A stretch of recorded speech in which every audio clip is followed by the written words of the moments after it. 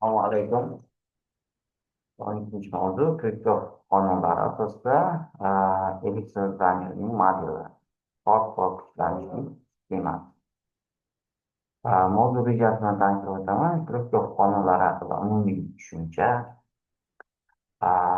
qarshilik, mumkinlik, sig'im elementlarining fizik va matematik modellari, uchinchisi esa kripto qonunlari asosida tenglamalar sxemasini tuzish, to'rtinchi rejamiz o'zgarmas va o'zgaruvchan kuchlanishli manbalar uchun modellar. Keyingi rejamiz amaliy misollar va grafiklar bilan izohlash.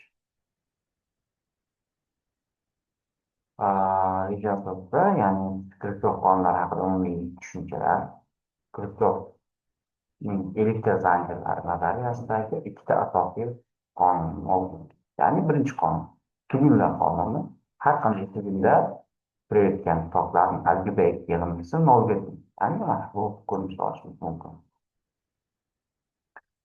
Ikkinchi qonuni kontur qonuni. Zanjirdagi har qanday yopiq kontur bo'ylab kuchlanishlar algebraik yig'indisi nolga teng. Ya'ni mana bu ko'rinishda olishimiz.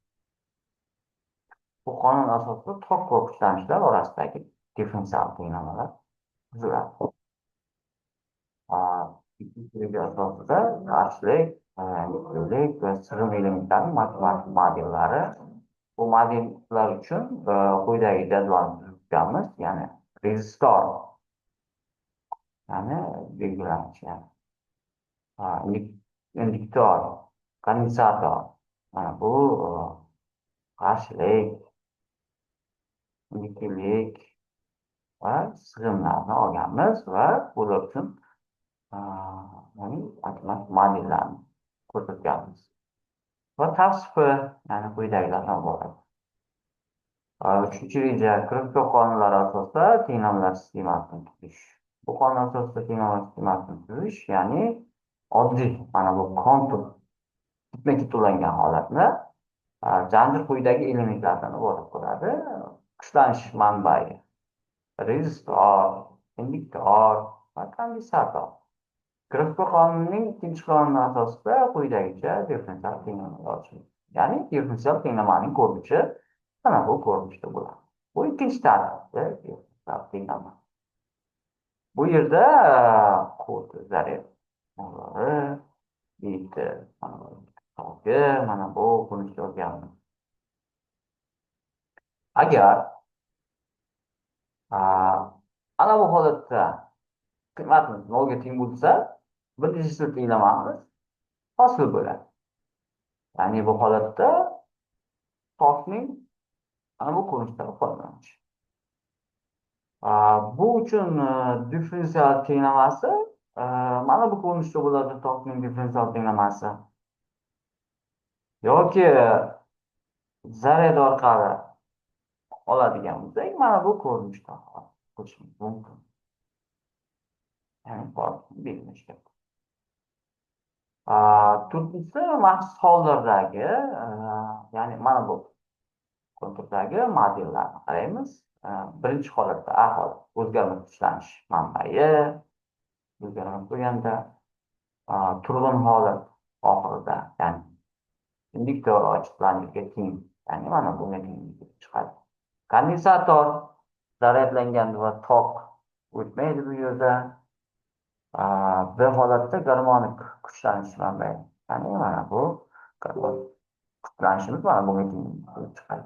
Bu holat uchun yechim sinusoidal, ya'ni sinusoid o'qib yotadi, ya'ni mana bu ko'rinishda bo'ladi.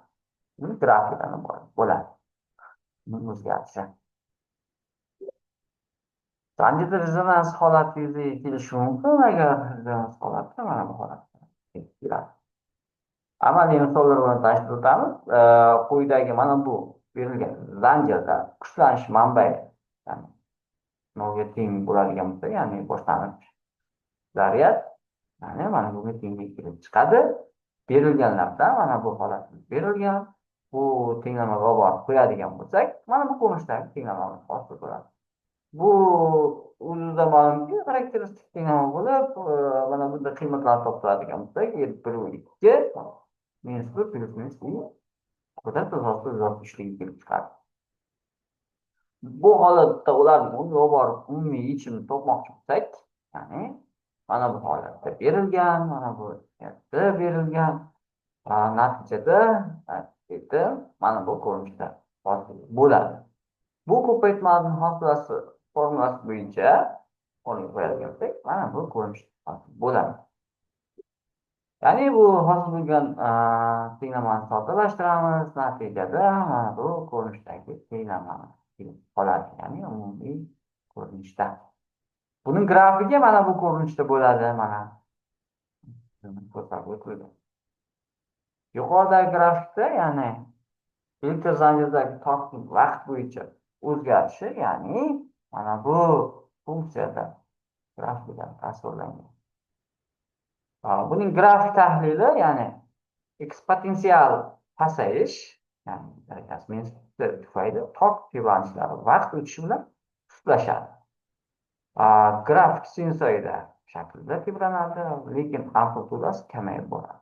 Bu sunuvchi tebranish holatidir. Tok boshlanishida salbiy qiymatdan boshlanadi. Bu boshlang'ich zaryad va induktor ta'siri natijasidadir.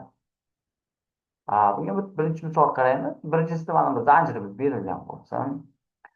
Qiymatlarimiz berilgan, qarshilik, sig'im, ishlanish, ya'ni boshlang'ich holatdagi qiymatlarimiz, ya'ni boshlang'ich shartlar berilgan.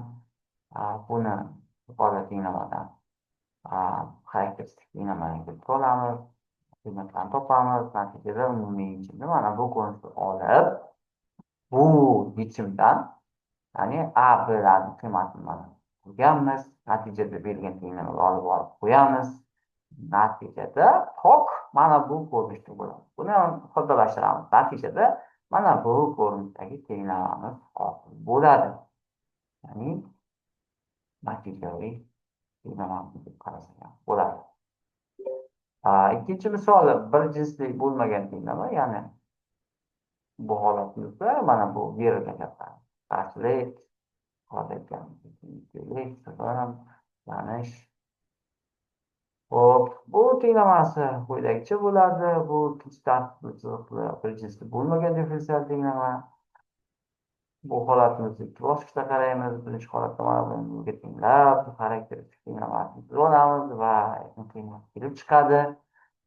Bunda esa kompleks izlarimiz bunga tengligi kelib chiqadi. Bu holatda xususiy yechim, ya'ni bir jinsli bo'lmagan, ya'ni quvvat o'tishi bu ko'rinishda 5 kosinus t.